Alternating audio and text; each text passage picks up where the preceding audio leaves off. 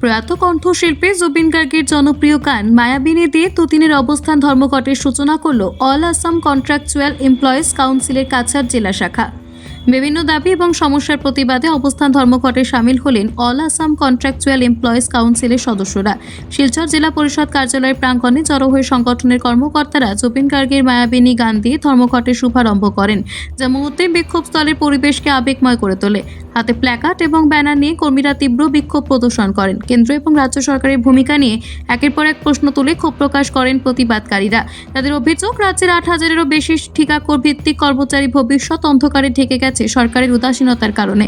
সংবাদ মাধ্যমের সঙ্গে কথা বলতে গিয়ে তারা জানান, বকেয়া বেতন অবিলম্বে পরিশোধ, চাকরির স্থায়ীকরণ, 60 বছরের বেশি বয়সী কর্মীদের সুরক্ষা, বেতন বৃদ্ধি এবং HR পলিসি চালুর মতো গুরুত্বপূর্ণ ইস্যুগুলো নিয়ে সরকার দ্রুত পদক্ষেপ গ্রহণ করুক। কাউন্সিলের নেতৃত্ব স্পষ্ট হুঁশিয়ারি দিয়েছে, যদি তাদের ন্যায্য দাবি পূরণ না হয় তবে আগামী দিনে আরও বৃহত্তর আন্দোলনের পথে হাঁটবে সংগঠন। অল আসাম গ্রাম উন্নয়ন ঠিকাভিত্তিক কর্মচারী, আজ আমরা দীর্ঘদিন ধরে কর্মবিরতি পালন করে যাচ্ছি। আমাদের দাবিগুলো ন্যূনতম দাবি, বেশি নয়। যে দাবিগুলো হলো মানুষ জীবিত হয়ে জীবন ধারণ করার দাবি।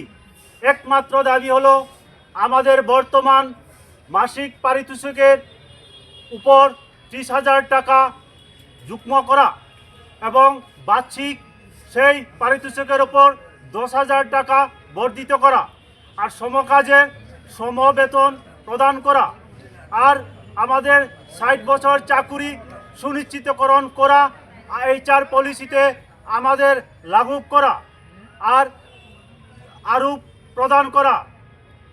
অত্যন্ত পরিতাপের দুঃখের বিষয়, গত 2021 সর্বানন্দ সরকারের সময় আমাদের ক্যাবিনেট ডিসিশন হয়েছিল, প্রতিবেদন দিয়েছিলাম, সেই প্রতিবেদনের প্রতিলিপি আমাদের আছে। কিন্তু গত 27 অক্টোবর আমাদের গ্রাম উন্নয়ন ঠিকাভিত্তিক কর্মচারী আমাদের বিভাগীয় সচিবের কাছে প্রতিবেদন দিয়েছিলাম। সেই প্রতিবেদন আমাদের 10 দিন সময়সীমা বেঁধে দিয়েছিলাম, সেই 10 দিন সময়সীমা অতিক্রম করেছে। তাই আমরা গত 11 তারিখ থেকে আমরা কর্মবিরতি আজ পর্যন্ত চালিয়ে যাচ্ছি, কিন্তু সরকার বাহাদুর আজ পর্যন্ত আমাদের টনক দেয়নি।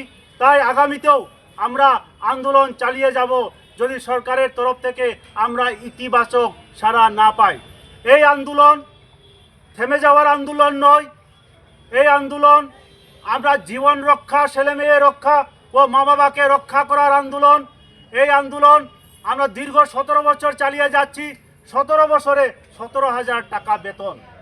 এই বেতন বর্তমান দ্রব্যমূল্য আকাশ ছোঁয়া। এই বেতন নিয়ে আমরা জীবন ধারা করা অসম্ভব হয়ে পড়েছে।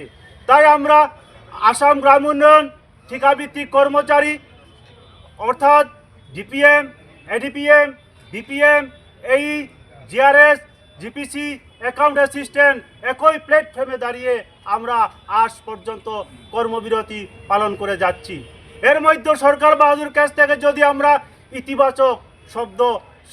ইতিবাচক সাড়া না পাই, আমরা গণতান্ত্রিক পদ্ধতিতে আমরা আন্দোলন চালিয়ে যাব।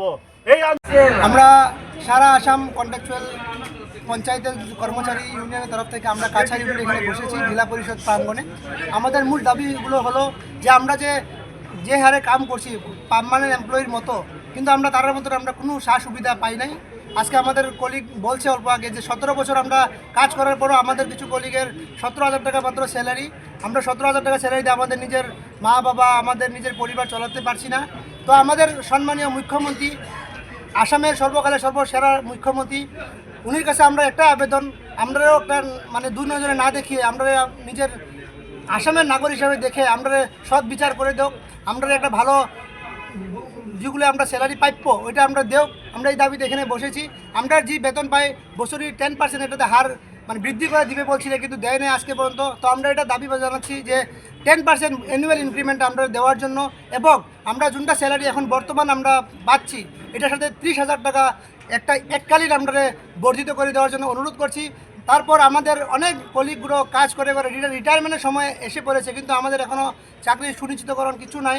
তো আমরা নেক্সট জেনারেশন হিসাবে আমরাও যাচ্ছি যে 60 বছর পর্যন্ত চাকরি আমাদের সুনিশ্চিতকরণ হইতে লাগে, যেহেতু অনেক ডিপার্টমেন্টের সবাই দিচ্ছে আপনারা দেখছেন, কিন্তু আমরা দেয় নাই।